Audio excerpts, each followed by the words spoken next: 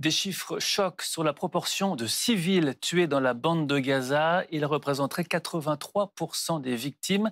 La particularité de ces statistiques, elles semblent validées dans les deux camps. Bonjour Alban Mikosi. Bonjour. Savons-nous d'où viennent précisément ces statistiques? Alors, ces chiffres qui sont cités par le Guardian ce matin sont en fait une construction statistique à partir de deux données différentes.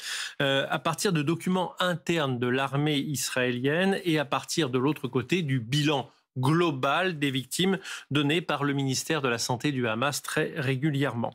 Alors, 8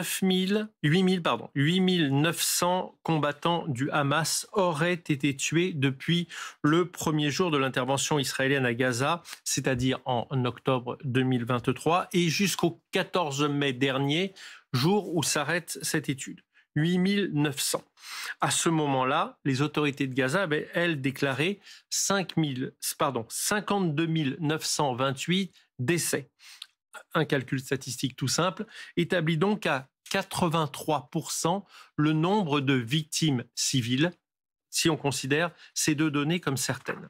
C'est un chiffre très important selon l'ONU, l'un des plus importants même concernant des conflits actuellement en cours. Pour vous donner une idée, seul le Rwanda en 1994, Srebrenica en Bosnie entre 92 et 95 et la prise de Marioupol par les Russes ont dépassé ce ratio de 83% de victimes civiles.